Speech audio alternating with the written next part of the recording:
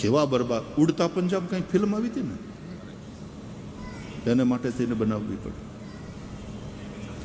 અંગ્રેજોએ એ સમયે ચાઇના સાથે ઓપિયમ વોર એનું યુદ્ધ કરેલું.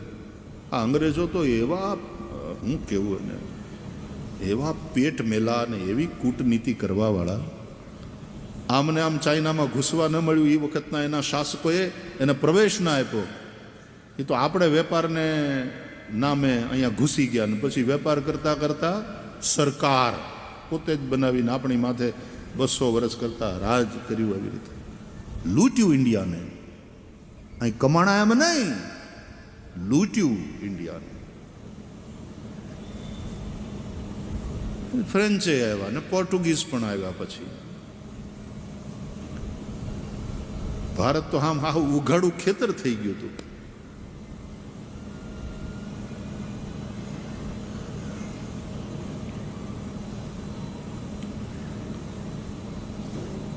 છેલ્લા મુગલ સમ્રાટ બહાદુર શાહ જફર, અને આમ પાછા કવિ હૃદય,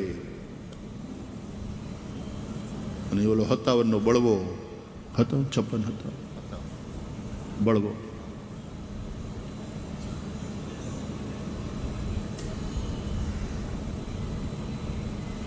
આપણો ઇતિહાસ ક્યા થા ભારત ઓર ક્યા હો ગયા. અને ચોથું, હિંસા, ખૂન, હત્યા.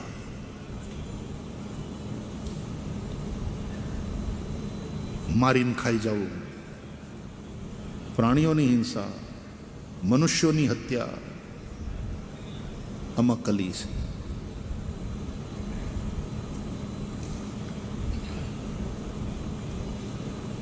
ટેન કમાન્ડમેન્ટ્સમાં thou shall not kill.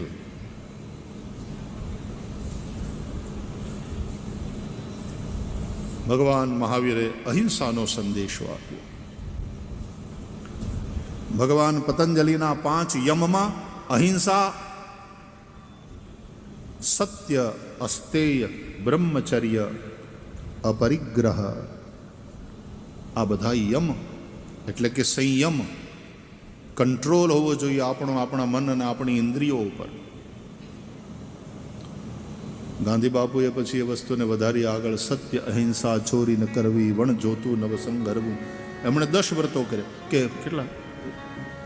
સત્ય, અહિંસા, ચોરી ન કરવી, વણ જોતું નવ સંગરવું, બ્રહ્મચર્ય ને જાત મહેનત, કોઈ અડે ના અભડાવું, અભય સ્વદેશી સ્વાદ ત્યાગને, સર્વધર્મ સરખા ગણવા, આ 11 મહાવ્રત સમજી નમ્રપણે નિત આચરવા, સર્વધર્મ સદભાવ કરવો. આપણી વાતનું આપણે પાછા ખંડન થઈ જાય એવું નહીં. આપણા વિચારો સ્પષ્ટ હોવા જોઈએ સાહેબ. સર્વધર્મ સદભાવ.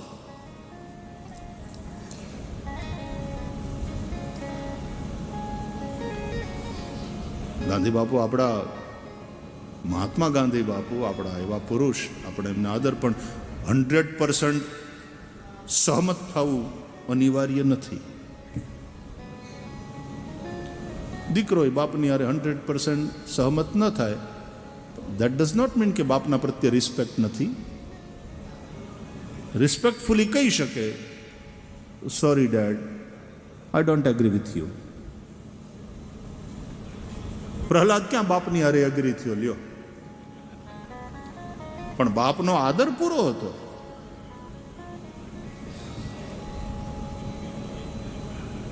સમય પ્રમાણે જે સિદ્ધાંતો નક્કી કરવા પડે એ કરવા પડે. બાકી આપણે હારા જ છીએ, હારા જ રહેવાનું છે અને હારો ભાવ રાખવાનો છે બધા માટે, પણ વેહવાઈ જવાનું નથી. ભક્તિ આપણી વેવલી હોય એ નહીં ચાલે. શુરવીર બનો, વીર બનો. શિવાજીને યાદ કરો, મહારાણા પ્રતાપને યાદ કરો,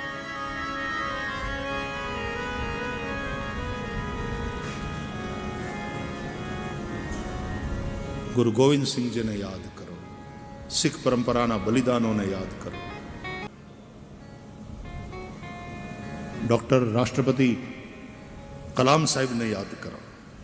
સાહેબ સલામ થઈ જાય આપોઆપ, એવું વ્યક્તિત્વ.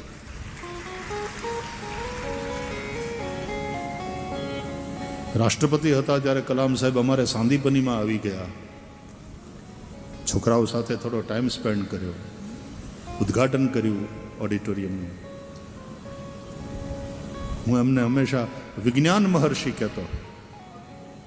એવા મહાપુરુષ રાષ્ટ્રપતિ કલામ સાહેબ,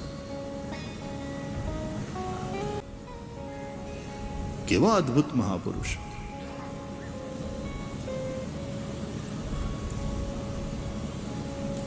કોઈ ધર્મ વિશેષનો થોડો વિરોધ છે, એ વૃત્તિ અને પ્રવૃત્તિનો વિરોધ છે.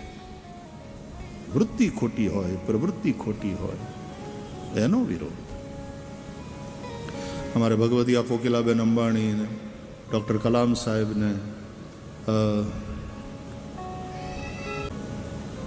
બધાએ ભેગા મળીને ત્યારે સાયન્સ ગેલેરીનું ઉદ્ઘાટન કર્યું હતું, ઓડિટોરિયમનું ઉદ્ઘાટન કરેલું.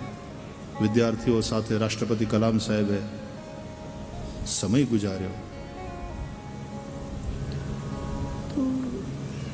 એવા વિજ્ઞાન મહર્ષિ, ભક્તો, રાષ્ટ્રભક્તો, એમની વતન પરસ્તીને સલામ. પણ તેથી કરીને બીજાને હલકા ન ગણવા.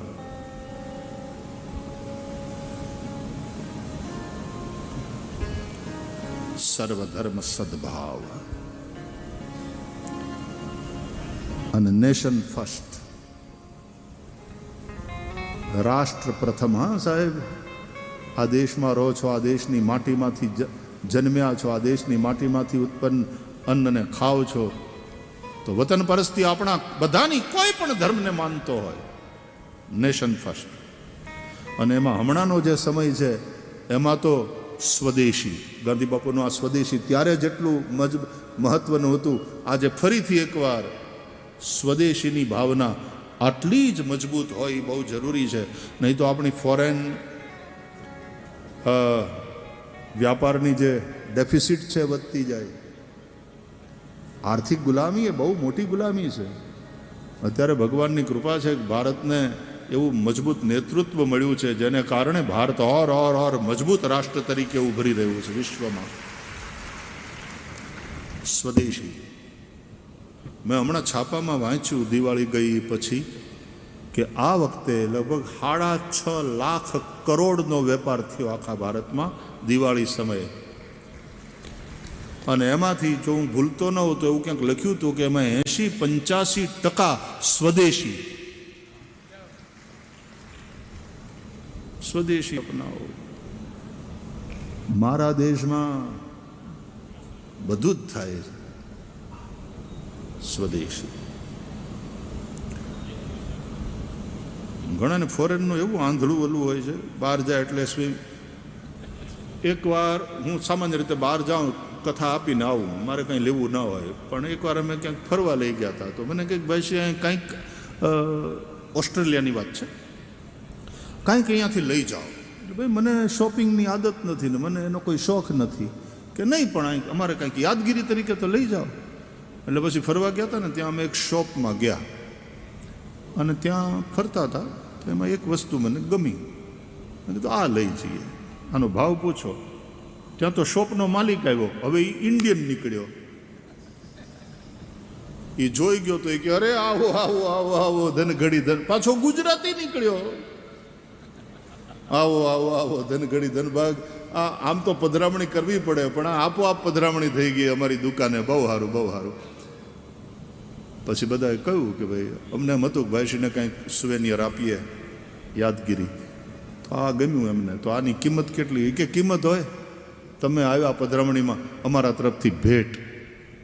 અરે મેં કીધું નહીં, થોડાક પૈસા તો લ્યો, પડતર તો જે કંઈ પડ્યું હોય ઘરમાં એ તો લ્યો. તો નહીં નહીં નહીં, અમારા વતીથી ભેટ. મેં કીધું બહુ સરસ છે, આ ક્યાં બનેલું છે? મેડ ઇન, મને કે ઇન્ડિયા. ઇન્ડિયાથી જ આવ્યું છે અહીંયા. મેં કીધું બહુ સારું, લ્યો પાછો હું ઇન્ડિયા લઈ જાઉં.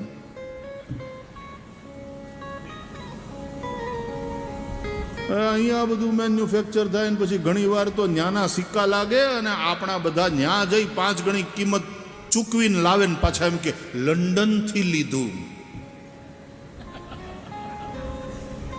કપાળ આયલું છે, આપણું જ છે. થોડાક જો સુધરી જાવ ને, બેઈમાની ન કરો, ભેળસેળ ન કરો, ગ્રાહકને છેતરવાની પ્રવૃત્તિ છોડી દો અને પૈસા લ્યો છો તો સામે ક્વોલિટી આપો. થોડાક સુધરી જાઓ તો કોઈના બાપની તાકાત નથી કે ભારતની સામે આંખ ઊંચી કરીને જોવે. એક એવી મજબૂત અર્થવ્યવસ્થા રૂપે ભારત અત્યારે ઉભરી રહ્યું છે. આમ 4થા 5મા નંબરે આપણે પહોંચી ગયા થોડા સમયમાં, 3જા નંબરે પહોંચી જઈએ વિશ્વમાં. એવી સંભાવનાઓ છે. સ્વદેશી સ્વદેશી સ્વદેશી.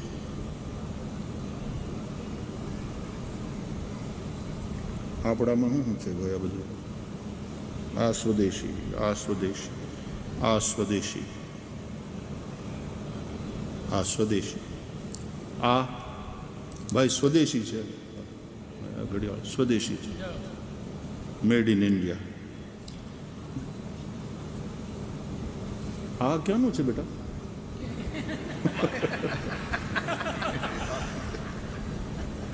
ભગવાનને પ્રાર્થના કરીએ કે એક દિવસ આ બધી વસ્તુ એવી ક્વોલિટીની બને કે એમાં સ્વદેશી જ વાપરવાનું મન થાય.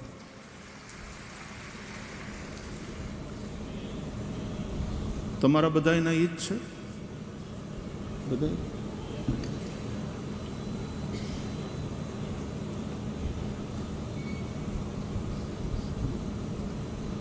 એરોપ્લેનમાં બહાર ગામ જાય છે. ધીમે ધીમે હવાઈ જહાજ પણ આપણે ત્યાં બનતા થાય. એટલે ઓલું કંઈક કારખાનું નાખ્યું હતું ને હમણાં, આપણા વડાપ્રધાન શ્રી આવ્યા હતા ને હમણાં કંઈક કાર્ગો પ્લેન માટેનું હતું ને કંઈક અહીંયા, એવું થયું હતું થોડા સમય પહેલા. હવે તો ફાઇટર જેટ પણ અહીંયા બનતા. તેજસ, તેજસ અને બ્રહ્મોસ જે ત્રાટકે એના પોતાના લક્ષ્ય ઉપર એક્યુરેટલી. હિન્દુસ્તાનીઓને જો લલકાર્યા ને તો પછી દેખાડી દે. એ તાકાત ખરી હિન્દુસ્તાનીઓમાં. ગજબની ક્ષમતા તો ગજબની છે, સંભાવનાઓ તો ગજબની છે. એ નેતૃત્વ મળે, એ માર્ગદર્શન પ્રાપ્ત થાય અને અંદરથી એ દેશ દાજ એક એકમાં જાગે. ભગતસિંહ દેશને માટે મરી જતા હોય, શહીદ થઈ જતા હોય તો આપણે દેશને માટે જીવી ન શકીએ? એ વતન તેરે લીએ હમ મરેંગે और हम जिएंगे और मरेंगे ऐ वतन तेरे लिए दिल दिया है जान भी देंगे ऐ वतन तेरे लिए दिल दिया है जान भी देंगे ऐ वतन तेरे.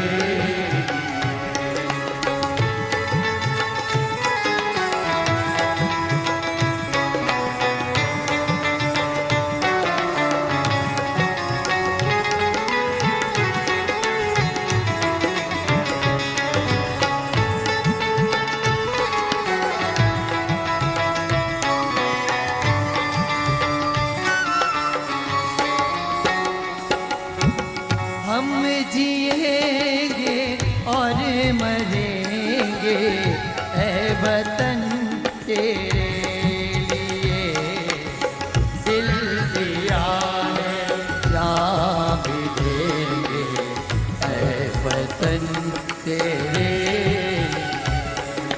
तू मेरा कर्मा तू मेरा धर्मा तू मेरा अभिमान है तू मेरा कर्मा तू मेरा धर्मा तू मेरा अभिमान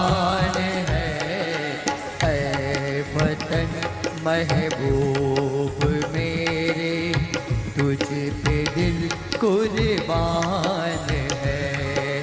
ऐ वतन महबूब मेरे, तुझ पे दिल कुर्बान है। हम जिएंगे और मरेंगे ऐ वतन तेरे लिए, दिल दिया है जान भी देंगे ऐ वतन तेरे लिए, दिल दिया है जान भी देंगे ऐ वतन तेरे लिए। ભારત માતા કી जय વંદે વંદે વંદે. કોના શબ્દો છે? Karma Hindi film Karma Karma Lyrics? Hindi cinema Karma અચ્છા. હિન્દી મૂવી.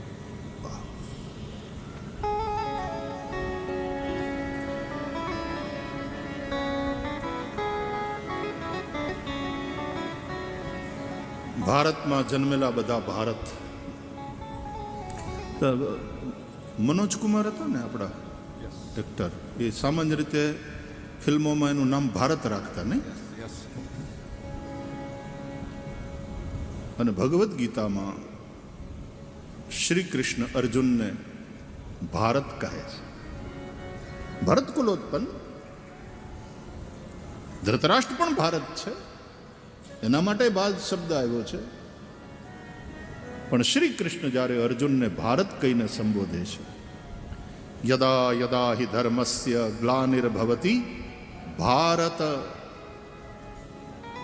અભ્યુત્થાનમધર્મસ્ય તદાત્માનમ સૃજામ્યહમ.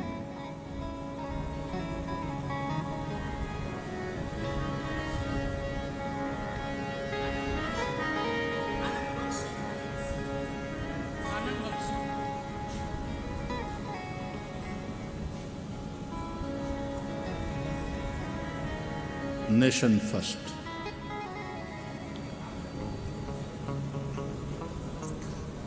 કલામ સાહેબ આપણા મિસાઇલ મેન. એટલે હિન્દુ હોય, શીખ હોય, મુસલમાન હોય, ईसाई હોય, આ દેશની મિટ્ટીમાં जो पले बढ़े हैं, वतन के लिए जिनका प्यार है, ये सब भारत माँ की संतान. Nation first. તો સર્વધર્મ સદભાવ સાથે, ઇન્ટર રિલિજિયસ હાર્મની સાથે આપણે બધા જ ભારતીય છીએ. સૌથી પહેલા વહેલા દેશ માટે જીવે, દેશ માટે મરે. ભારત ભોગભૂમિ નથી, ભારત કર્મભૂમિ છે. ભારત વિશ્વનું હૃદય છે. ઇનોવેશન કદાચ એ સમયે આપણે ત્યાં ઘણા બધા થયા. અત્યારે કદાચ ઇનોવેશન જેટલા અમેરિકામાં ને ચાઇનામાં ને બીજી જગ્યાએ થાય છે, એટલે આપણે ત્યાં આ હૃદય છે વિશ્વનું. અને હૃદયનો પ્રેમ, હૃદયનો ભાવ, વિશ્વ બંધુત્વની ભાવના એ ભારતની પાસે છે. બાકી ખાલી મગજ, ખાલી બ્રેન, એને શું કરવું છે? બુદ્ધિની પાસે નકર્યો સ્વાર્થ જ હોય, એને શું કરવું છે? હૃદયની પાસે પ્રેમ છે, સમર્પણ છે. ભારત ભાવમાં રથ, ભા પ્રકાશ એની ઉપાસનામાં રથ. ભારત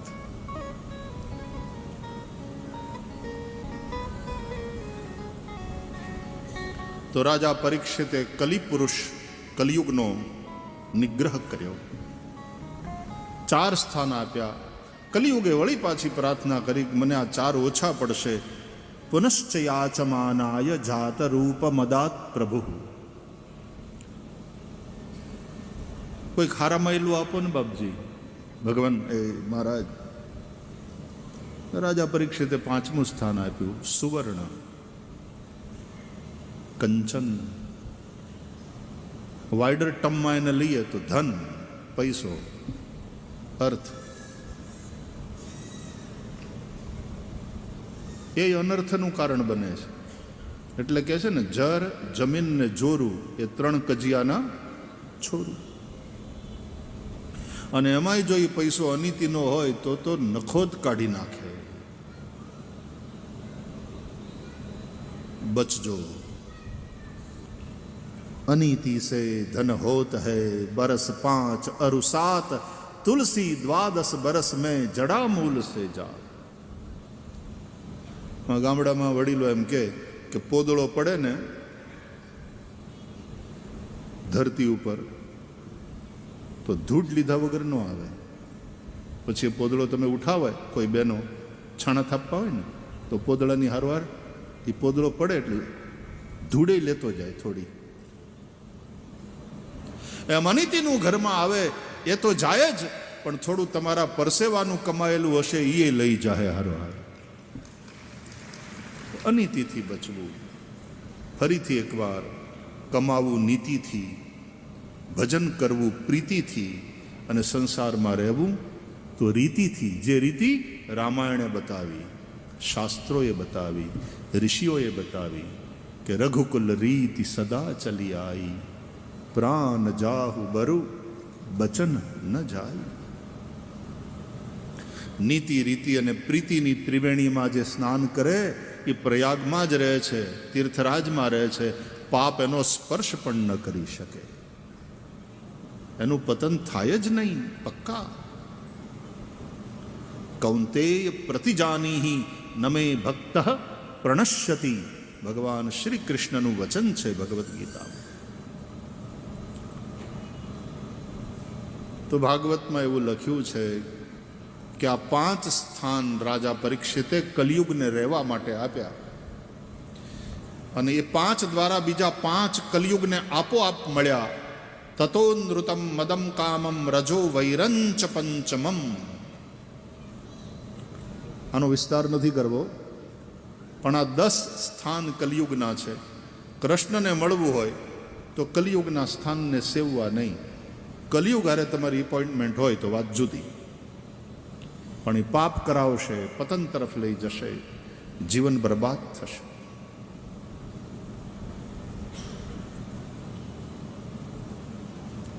આ જો વરસાદ સમયે થાય તો કેવું સારું. એટલા માટે આપણા શાસ્ત્રો, બ્રાહ્મણો પણ આશીર્વાદ આપે. કાલે વર્ષતુ પર્જન્ય પૃથ્વી સસ્યશાલિની દેશોયમ ક્ષોભરહિત. બ્રાહ્મણા સંતુ નિર્ભયા વા સજ્જના સંતુ નિર્ભયા. કાલે વર્ષતુ પર્જન્ય. માગ્યા મેઘ વર્ષ, નહીં તો માવઠા. એટલે આજ મેં છે ને વરસાદ એ માલામાલ કરે ખેડૂતને, અને આજ મેં ટાઈમ વગર વરસે તો પાયમાલ પણ કરે. માલામાલ ને પાયમાલ બેમાં છેલ્લો શબ્દ માલ તો છે જ, પણ આજ માલામાલ કરી શકે ને આજ પાયમાલ પણ કરી શકે. છાપાઓમાં ને વાંચીએ છીએ કે આ વરસાદથી ખેડૂતોને કેટલું બધું નુકસાન થયું છે. પણ ઉત્તમ ખેતી એટલા માટે કે પરસેવાની કમાઈ જ ખાય છે ખેડૂત, અને ઉપરવાળા ઉપર ભરોસો રાખે છે. એમાં અનીતિ જેવી વાત જ નથી. એટલે ખેડૂતનો પૈસો છે હાવ ચોખ્ખો, હાવ શુદ્ધ. કિસાન કદાચ એટલા માટે જેને જગતનો તાત કહેવામાં આવે છે, કિસાન.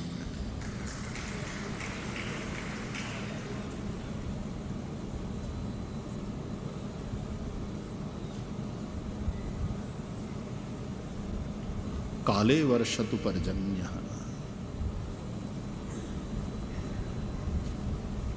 તો કલિયુગને મળવું છે કે કૃષ્ણને મળવું છે?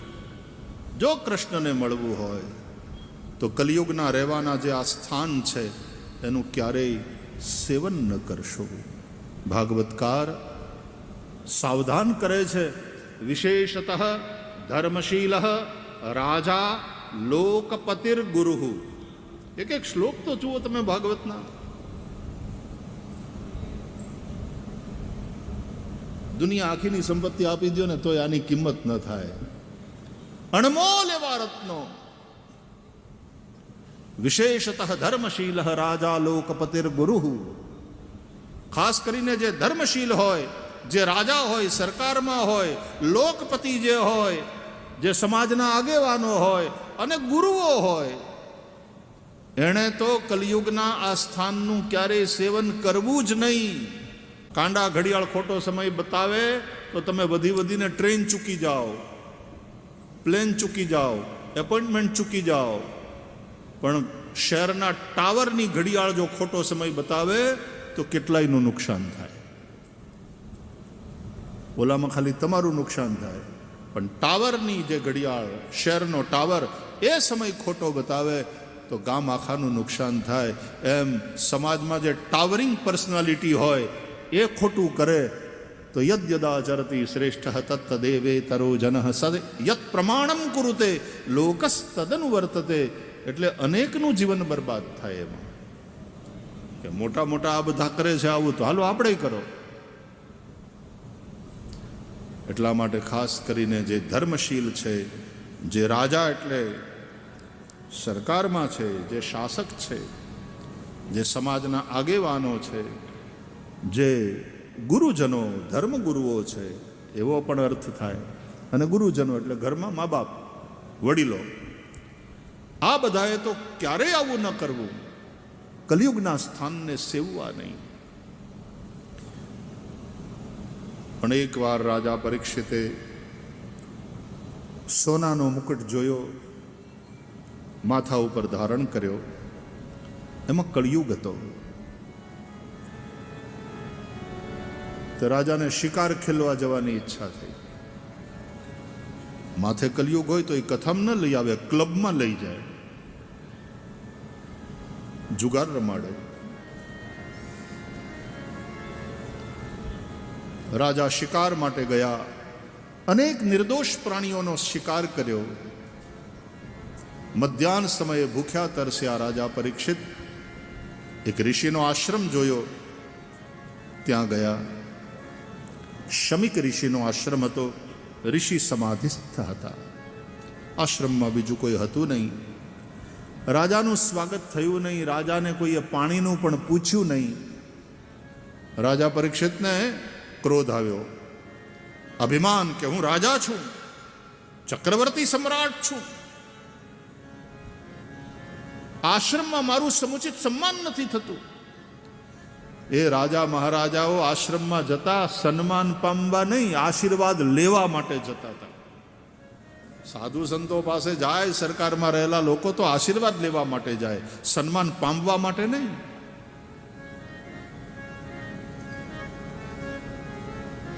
મારું સન્માન નથી થયું. ક્રોધ આવ્યો. એક મરેલો સર્પ જોયો. રાજા પરીક્ષિતે પોતાના ધનુષ્યથી ઉઠાવી અને એ સર્પ સમાધિસ્થ ઋષિના ગળામાં નાખ્યો. આ ઋષિ સમાધિનો ઢોંગ કરે છે. આવા બધા દંભીને દેખાડો કરવા વાળા સાધુડાઓ બધાને એક લાકડીએ હાંકવા માંડે માણસ. પછી બધું ગળામાં નાખ્યો સર્પ. ઋષિની સમાધિ તો સાચી હતી, એ જરાય વિચલિત વિક્ષોભ પામે જ નહીં ને. અંતસ્થ હતા.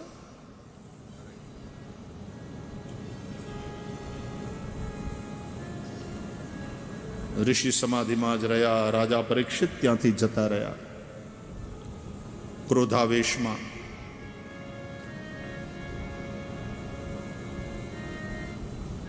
મહેલમાં ગયા ને અને પછી મુકુટ જેવો ઉતાર્યો ને એટલે કલિયુગના પ્રભાવમાંથી